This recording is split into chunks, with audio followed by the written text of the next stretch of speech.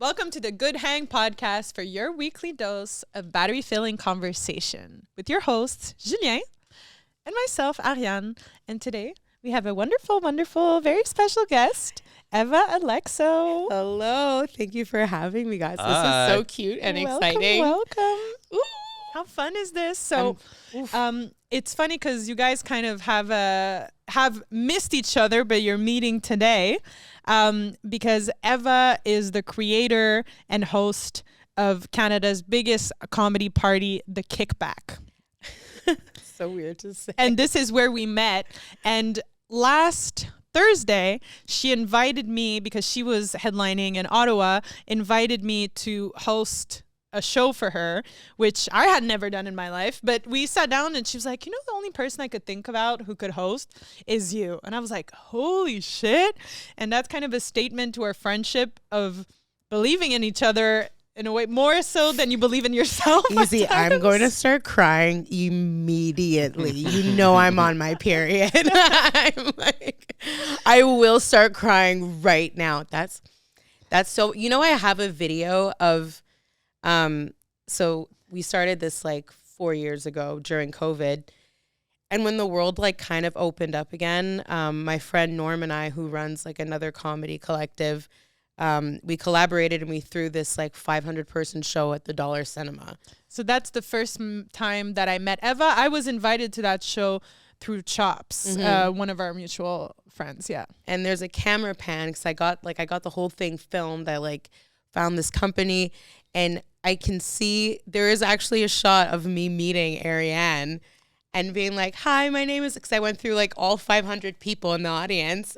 And that's when I met you. I introduced myself to you. But what's even crazier is my ex-boyfriend was a fan of yours. And like 6 months before that. Another one. And 6 months before that, he was like, look at this like badass chick who like, she like runs his marketing company and she like works out all the time and she's so cool. And like fast forward, we meet and like our worlds collide. And like 3 years after that, I never thought in my life we could do a weekly. And then like anything Ariane touches just turns to gold, basically. Like, it's funny because he manifested it. Like, you know how when sometimes like I had an ex-boyfriend who was extremely jealous and he would, it's like a tangent, but it's kind of funny. That's why we're here. And That's why we're here. He was. Is there another one after me? No. And we worked I worked at the bar back then, and sometimes the Impact players would come to the bar, but I was like hot. A lot of athletes came. They all paid with their debit card because none of them knew how to get a credit card. It was very interesting dynamic.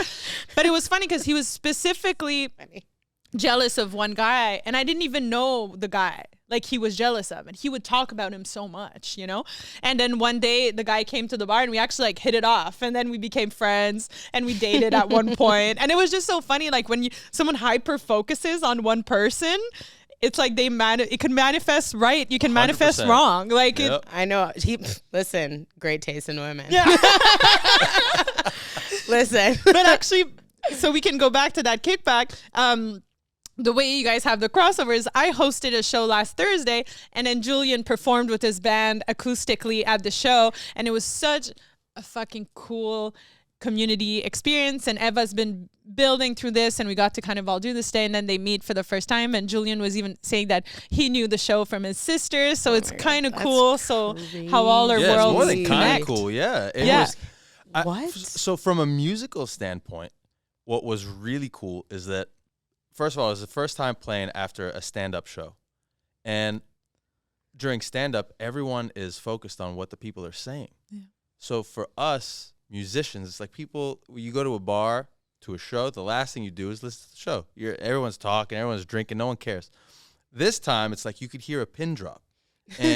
But it's true. And They're good kids. And it was listening with intent.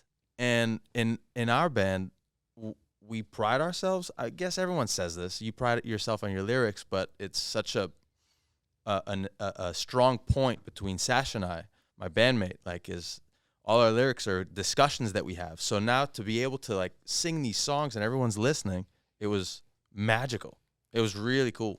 It's so true. I didn't even think of it that way. I'm crying already. So. But it's true that Thank the you room so was much. really quiet, and when someone was speaking, someone would shush them I heard about that actually. I actually heard a story about that, about how sorry, I'm just very touched. I'm like, that's so cool. Yeah. Man, you work so hard for something, to see people just have an emotional connection to it. And like, truly, the idea to even do a weekly actually came out of my friend and I doing mushrooms and deciding to go eat at the restaurant. But it's just a classic Kickback thing. It's become this community, and some people meet at the Kickback and then they meet each other a month later again, and then they become friends. Some couples have met at the Kickback, and it's just it's just really cool to start seeing it grow and expand into music, and like to hear that our little community was also attentive, and they just didn't like take a band for granted. And like, no, we met so many cool people so afterwards, cool. and very genuinely like, yo, that was great. Yeah. No, it was a lot of fun, and community is a word that's bandied about very often today. But when you do create something where people feel comfortable and people go to laugh and have a good time, it's a beautiful thing after these 4 years. These last 4 years have been intense. Yeah. I think it's like a testament to, like, sometimes you just need like one really good friend to believe in you, and that's been like Ariane for the past couple years, where it's like, I've been crying. I've had like no money in my account because I've spent everything on the show, and then she's like, just keep going, just keep going, just keep going. And then friends who lift you up are so important, and finding those like expansive friends where it's like you do have energy after you see them. Our conversations, like, I could talk to this girl on the phone for an hour and a half. I could barely talk. We do every day. I could barely talk to my boyfriend for 5 minutes. Like, it's true, and every time it's like you get so excited. But actually, this is kind of what stemmed, like, the idea for this podcast is like, is having these battery filling conversation and having these people around you who, I'm gonna hang out with this person. I'm gonna get to be myself, like, to just. But also I'm going to leave this and feel great. And it doesn't mean the whole time it's positive. It doesn't mean the whole time it's a very honest conversation, but it just feels fulfilling, and being able to bring that energy to a show. Because the thing with comedy, to me, it was like, you fall in love with stand-up. Sure, it makes you laugh on television, but then you go to a stand-up show and then you see something very special. It's like the act of being vulnerable. And then you listen to comedians in interviews and stuff, and they're so introspective because their whole job is to take a look at their lives and try to think, what ways is it funny? Like, I used to date a comedian, and when I first started dating him, I'm like, why do you always talk about your exes? I hope he was a good comedian, because like, he sounds like a shitty boyfriend. He's a shitty boyfriend. He's hilarious. comedian shitty boyfriends? No. But it was funny They're so because attentive. I guess he's always thinking about his relationships and writing about them, so in that perspective. So it wasn't I'm rubbing it in your face energy. It was So like, are comedians the first like content creators? Because you're there, but instead of filming it, you're memorizing it. Maybe we're psychopaths, if you I put mean, it that way. it's definitely like, what I just happened thought June the 23rd? storyteller, right? Yeah. And then you add your spice to it. And another thing, like, he would say, because I would come back from speaking to my mom and like be crying and he would be laughing at what happened with my mom. And I'm like, it's true. It's in perspective. Is so insane. It's hilarious. Like, but he's like, you have to write a show about your mom. But that's how like a comedian will think. Like, to a testament to, we talk about the Kickback and the community that it's built, but people feel safe there because you talk about just anything, and you've built a whole entire second show based out of a breakup. Yeah. Yeah, a little bit. Michelle and I, when I broke up with my ex, I was really, really, like, I was just gutted. It was my first real relationship that was like super long. And, we built so many things. We built the Kickback together. Like, it started with my ex and I, and it was a really beautiful thing for a long time. But like, life gets hard, relationships get hard. And obviously, like, the show has to go on and you have to find alternatives. But one of the positives that came out of it was like, I had such a good group of people around me to like vent to and encourage me. And Like I was so gutted. Like there was days I was just crying, hyperventilating, like I couldn't believe what was happening. And I was like, imagine girls and people or anyone who like don't have this outlet. And so I called Michelle and Michelle Forrester, also a very hilarious comic. a new wave. New face. New You're a new wave. I'm a new wave. Sorry, this is very confusing. This is just for laughs language. No, so we Can we cut and cut? This is a one-take wonder. is a My 2023 dyslexia is just is a too much. 2023 Canadian new face. And Eva just announced yesterday that she will be doing her first live recording of her stand-up in Vancouver. No way. For the new wave Wow. of stand-up. Congratulations. Yeah, very only 12 comics out of Canada. That's crazy. Yeah, I'm the only Montrealer this year. Nice. But okay, let's go back to so Michelle and you. So yeah, Michelle Forrester and I, she's like a genius at branding and names. And she was like, well, what if we call it Uncuffed? And I was like, oh man. So we call it Uncuffed and it's like a breakup party and we throw it in this like brewery and like all these women show up. And basically we do this thing where we bring people up and they tell their testimonies and then we roast their exes. But it's also like a panel show where we talk about our lives, like what brought us where. But it's such a different vibe and it's so intimate and it's so, I don't know. I just think it's kind of cool to take comedy and healing and actually be intentional with it, which I think is something that Uncuffed has and the Kickback really has. Say that again. That was interesting. Oh. You said, yeah, no, Well, but once you it's said out, it's gone. ADHD. No, but you said something about comedy and healing. Yeah, with intention. Because I have mommy issues. So obviously I like to overcorrect. That's fine. Obviously I want to like make people feel loved and accepted the way I did it as a child. But with the Kickback, I really liked seeing people just feel like they were connected to something, especially during a time where all you wanted was to be close to the people that you loved and it was really hard. And so I put a lot of personability and a lot of like intention. Like I remember almost everybody who comes to the Kickback. I'm at the door greeting everyone and Every time. Like that show that had like, so the first show where I met Eva, it was so cool. It was so quintessential Montreal, okay? So basically this abandoned movie theater in the Carré Mall, the one that has like the best winners. FYI. But you don't want to hang on that mall. It's like so random, but you show up there and there were like homies making Jamaican patty. The Carey Square? Is that what it's called? Yeah, it is to Carey Square. Yeah, Yeah, like yeah, on yeah. the, next There to is Orange the- Julep. There is AQ. CBD cocktails. Yeah. Next to Orange Yeah. Julep. Yeah. Yeah. So you walk in there and like you walked in an empty mall at first, you're like, and there was nobody there. You're like, what's going on? And then you get in the movie theater and like the guy who owns the place, he likes to tell jokes. He's just like messing around with people. Trav is making patties and you walk in and the room is full and people have their big drinks and Remy's doing shots and it's just such a vibe. And it's like 500 people and you think, for years, we're told, oh, there's no English comedy in Montreal, doesn't exist, nobody cares, blah, blah, blah, blah. And look at what this girl's doing. And everybody who was at that show talks about it today. Like Lex Garcia, like one of my friends, he's a screenwriter. He was like, I was at that show. Callie Technis, like I just remember it was a who's who of like the comedy. And then you had Eva, and it was so funny because she treats everyone like she knows them. Like she was going up to every person, but after she came up to me, I'm like, oh, she must know who I am, you know? Like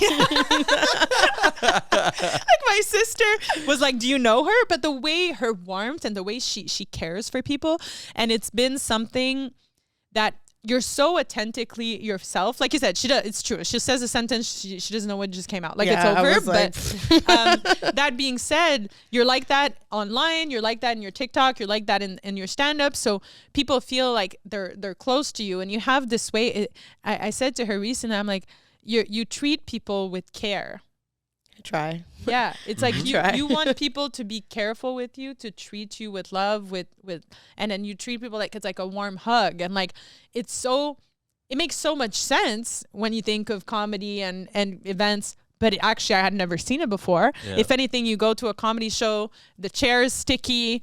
Someone puked last night. there was sticky chairs, and one time someone puked, but that was when it was like really hardcore BYOB on Saint Laurent, and not in Saint Henry. It would still get. I mean, when vulnerable, sometimes people go crazy. But in terms of the approach to comedy, was something that I had never seen before, but that made so much sense because I've always loved comedy, and I felt almost like I was different from all my other girlfriends. Not that they don't, but it was really different from how guys liked comedy. And it's almost like I would see the vulnerable side of it, but most people, I guess, they just see like the funny in it. And then when I saw it your way, just like it made so much sense. But it was also, I think what's kind of been cool about this whole journey is like she's been kind of whenever she gets like interested in a project, from what I've seen as her friend, she fully learns about everything, right? And over the, like, I think it's really important in friendships to listen to the little hints your friends give subliminally, and the way you'd push a romantic partner, like you should push your friends. And I would say at least the past year, like she's always kind of just been like, sometimes I wonder if I should like grab the mic, or I don't know, like maybe one time, but like nah, like I'm more of like a writer, and like I'm doing the screenwriting class, and I'm doing this, and it's always been at the back of my mind, like I'm not gonna push too hard, but you know, sometimes it's, especially when you date a comedian, you don't want to fall into that thing of like, oh, now I'm gonna do comedy or whatever. I mean, I did want to start DJing a little bit, like, but when it came to kind of, I always, not that I was possessive over hosting, it's always been a monthly, and it's been my baby, and it kind of just became a part of the brand. But was it the first time that you were away? Yeah, it was the first time I've ever been away for. Well, it's the first time we're doing such a regular, like before she was doing seasonal monthly shows because she didn't think I thought I was going to exhaust my audience if I overdid it in Montreal because there's only so many. But at the same time, it's something, and I was always curious because I really believe in consistency. So when you're doing something consistently, the word can get out versus when you're just doing it once a month. Every time you promote it, I thought I had something. No. Every time you promote it, you're starting over almost. But then now it's like building to a point where you're like, wait, there can always be more comedy fans, you know? And it's a conversation we've been having too, is that like, you know, when I used to work in nightlife and we had the biggest Sunday party in the city, when other bars started opening on Sunday, there was just more customers out on a Sunday. Everybody wins. And I think in the world of comedy, sometimes people think, oh, we're limited, or the audience, or this, but like everybody can love comedy. It's unlimited how many people you introduce to comedy. But for a while, some people thought they weren't invited to like comedy. Like I remember being in Toronto with you, and we're eating at this restaurant, and we're giggling, and she befriends the waitress. She just like talks to everyone, and she's like, I have a comedy show. And the waitress seems so out of character. And the waitress, I think she maybe was Lebanese, or I'm not sure, but she went, isn't comedy all like racist and misogynistic? And we were just absolutely. like, we were like, oh my God, that's so like, we're like, no, come to the show, you'll have fun. But it was interesting that she just kind of said that super bluntly. Like that's in her head. It's like guys use an excuse to say whatever the fuck they want and be inappropriate, you know? Very limited way of looking at it, though. A very limited way of looking at it. But I just thought it was so cool to actually reflect. And when I said, and there's so many great comedians in Montreal, but I have such like a stupid energy, like not like a stupid idiot energy that you match, but okay. When you put it that way. Wow. No, but are you a poet? Like when it comes to like hype, like Ariane knows how to hype, and she'll like in my like knowing her, she's not gonna fuck it up. You know, like she's just not gonna fuck it up, and she makes me feel like this is her baby just as much as it's mine. And it was really one of those things where like I literally trust nobody else, and it's so good to have someone like that in an industry that can be like pretty lonely sometimes, even though like you're surrounded. I'm sure it must be like that in music as well. For sure. And I think finding people that you connect with it's a treat. We're very, very lucky. And sometimes you could go through life with your same friends and feel like not necessarily understood. And then sometimes you can meet someone very quickly and go like, huh, where have you been my whole life? Mm-hmm. You know? But it's with comedy, it's like you're alone up there and you just talk about anything that goes through your mind. And so for you to go up and do that for the first time, and she killed it. absolutely. And she killed it. She sent me the video. She's like, I don't know. And I watched it. Play this clip now. No. To watch that, you know, you kind of don't realize when you're so into the scene as she's been, it's almost kind of as if she's a comic, but she doesn't realize that the fact that you went up there and killed it to that extent on your very first time, when my first time doing comedy in Toronto in a basement, may I add, I drank too much beer, I smoked too much weed. I went up there for 30 seconds. I think the only sentence I remember is sometimes when I bend down, I fart. Like, that's it. And then I ran out of there and I bombed. There was 5 male comics and I was the happiest pig in shit. I was like, I just became a comic because that was the worst that could happen. And here we go. And you actually went up and you killed it for your first time. So it's like, that for me was so cool to like see my friend while I was in another province just like take something and make it her own and watch her shine. And that's like all I've ever even wanted with the Kickback was to see people shine. That's why I host and I don't like headline. Like, it's just trying. Yeah. You know, whether you have a great show or not, the goal is to have tried and to learn from it and to feel like, you know, that you're like that. Sash is like that. And I think that's my bandmate. And meeting the guests with the good hang, it's like everyone is just trying. yeah. You know, you have an idea, you have this feeling, and you're like, who could I tell? Mm-hmm. Yeah. Ariane. And then And she'll just be like, no, but what's cool too is, you know, because there's also being a yes man or a yes girl, you know, and you want to run with something, but you don't want to necessarily just be like, yeah, whatever. So to be able to, the word isn't question, but to kind of like, you know, you shoot an idea and you're like, yeah, but what if this and what if that? And I like this, but, you know, it's just being open to, it's not even criticism, but I guess constructive criticism.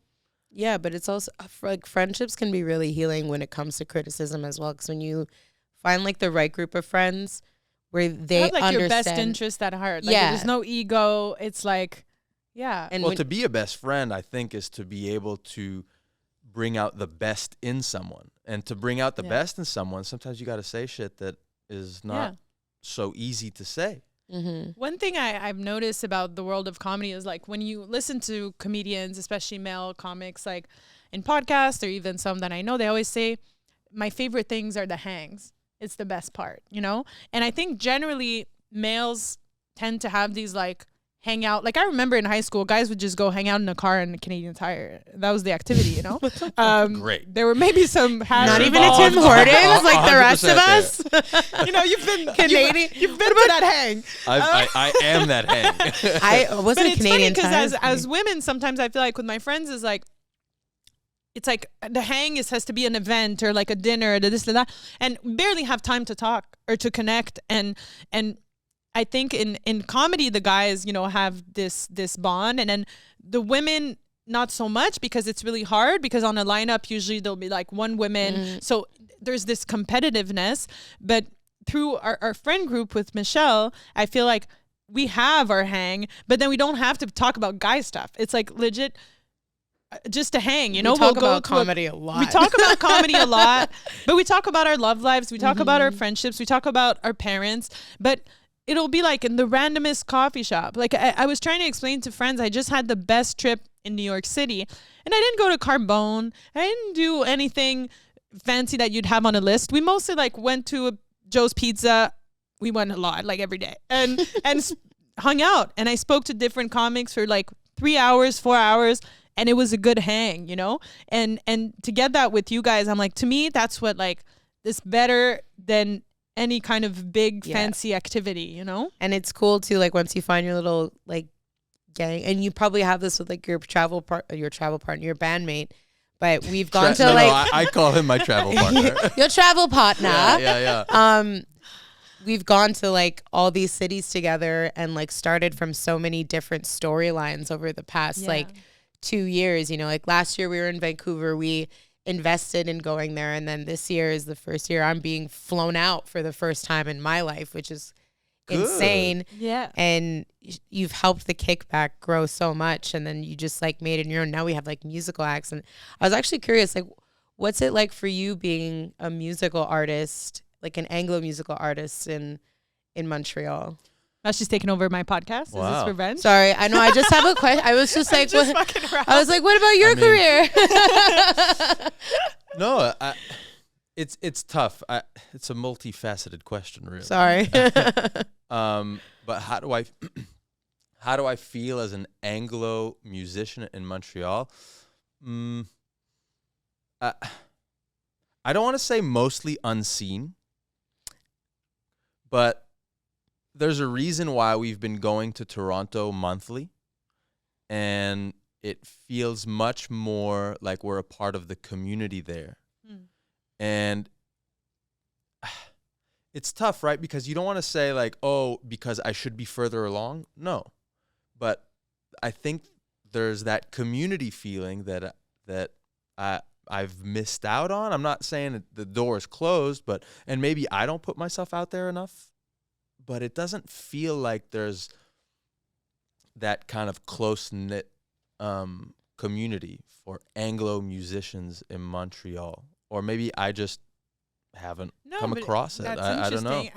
I'm sure you feel the same way in comedy. And I also think what's interesting about kind of having that aha moment with the Kickback is that initially, I remember when we were first talking, we'd always kind of say, okay, what makes the Kickback special? And then it's like, should be like, oh, it's people are drunk and they smoke weed. And then I was like, well, I don't know. Okay. Like, I'm pretty sure there's something Facet number one. You know? I was like, I'm pretty sure people come for other reasons because they could just do that Canadian Tire, you know? But,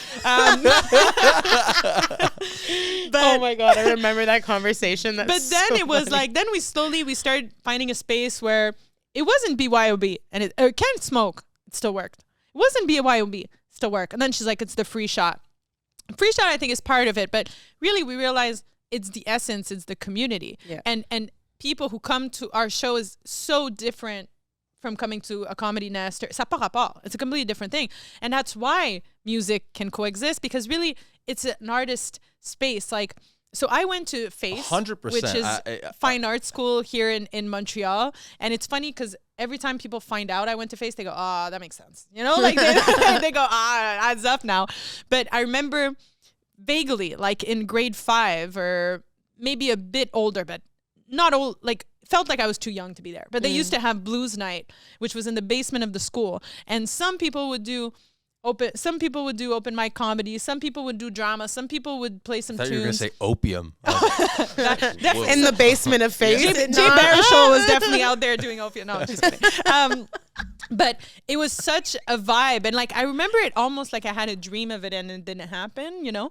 And then when we were at the Kickback these last few weeks, I was just like getting that energy again of like, this is not just comedy. This is a creative space. And the people who come are screenwriters, they're actors. They all have this itch to be around art, you know? Which is so rare and cool. But you know what you guys were giving the last Kickback from like the videos I saw in Ottawa? It was so like end of an OC episode where there's like a musical act. And I was like, this is so hot. Like, this is so cool. And I die. And then we move on to the next season. No. But sorry, go ahead. What were you going to say about it being like an art space? That's I don't know. I feel like you wanted to jump in the conversation. I did. My ADHD is kicking. Yeah. But we were we were talking about Montreal and having an artist, a community of musicians. But so then it's pin like drop. I was on to something. Sorry, that's my bad. But putting those worlds together, I just feel like then it's like instead of feeling alone in your lane, it's like just put all the artists in the same room, and then you definitely connect in terms of being an Anglo in a place of I just French. clicked about the funniness though. He's back. Sorry. What's your name? We're again? going over time. No, but wait, I forgot. No. The whole English thing, like being funny.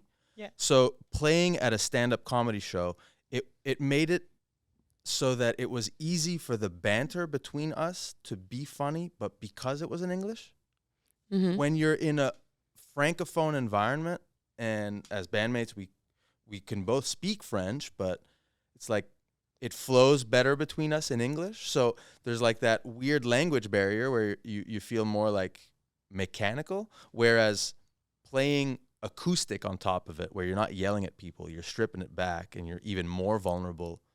And on top of it, in English, to people who are laughing at the fact that like he's telling me I'm playing too fast, it's like it felt like a bit, yeah. It felt like a bit, but it's So not. they takes like the pressure off, you think? Well, we both like the pressure. It's not so much the pressure; it's more the connection. It's like it's just easier to connect, to show people the funny aspect of performing. The craziness that The can happen, realness. and like then the connection, and then you can share that through, I guess, our interactions. Yeah. I love that. I think there's more to be done with music and comedy. I think there's something Absolutely. there. I always felt like I'm one of those anglophones where it's like I'm not like angry at Quebec for like not pushing English artists. Not that I care. I'm maybe I don't know. I'm just like whatever. I'll figure it out on my own. Anyways, like that's just like my mindset. Yeah. So I'm not gonna depend on someone. I'm gonna depend on some random person who doesn't know me to define my career. Like that sounds like my worst nightmare. Absolutely. So that's always kind of been a thing for me where I'm like, whatever, someone doesn't support me, I'll just create it. If I'm not going to get put on some weirdos Thursday shows, I'll make my own fucking Thursday shows. I don't care. But Well, that DIY attitude is punk rock, and that's where I gravitate. It's like that. I don't give a shit what happens. I'm going up there and I'm doing it. Well, that's it. But at the same time, I'm kind of like this sounds weird, but I posted a TikTok, a random TikTok about it once a couple months ago, and it kind of went viral about how it's kind of crazy to me that it's the artists that have to do the work to discover each other on both sides of the community with comedy and with music, I find.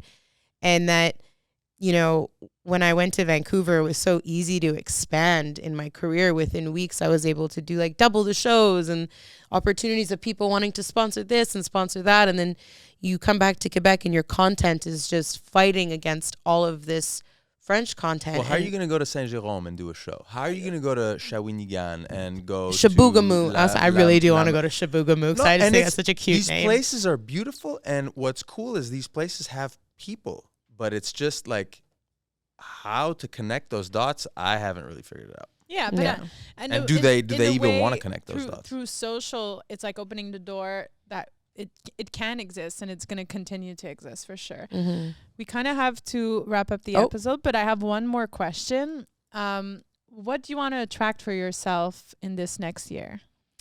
I want to attract a lot more self-confidence in my actions and a lot Trust more your instincts. a lot more trust in my instincts. I love that. I feel like I kind of punish myself sometimes when I'm like stern in my ways or in a decision, or when I feel something that I might portray as negative because it's like forceful, especially as I'm growing. Sometimes I'm in denial. Like when you say like she runs the biggest comedy show in Canada, and I'm like, what? Who? Me? I don't even know what my hydro bill is. Like, what? Like, huh? Because I mean, she knows me better than anyone. I'm just incredibly hard on myself. So I think that's something else I'm trying to manifest. I'm very, very hard on myself, and I always try to see like, what can I do better, or how do I do this better, or how can I, like, in any way just be better. And so I think this year, like, I'll just more compassion. I love that. Yeah. It's like trusting that you're doing everything just right. And Yeah. like being open to whatever, but like you're doing good. Maybe I should have renewed my passport earlier, but you know what?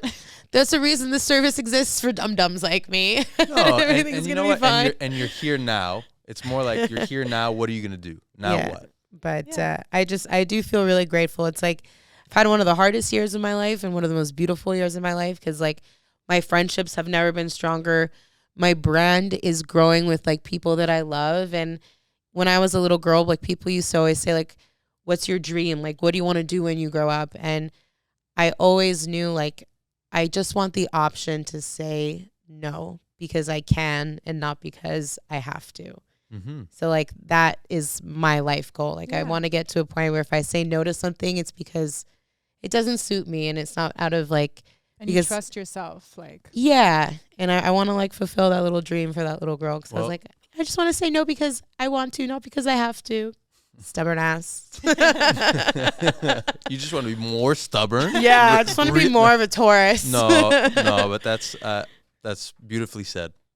To be more kind to yourself too, and But I'm really proud of you guys. This is so cute and cozy. And like you wanted to do a podcast again for so long. And I feel like you found the right partner. here we are. Yeah. Are you guys excited? yeah, I mean, we've spoken to so many. We've had beautiful conversations. Yeah. And to hear everyone say what they want this coming year, to talk about family, talk about anxiety, talk about vulnerability, talk about.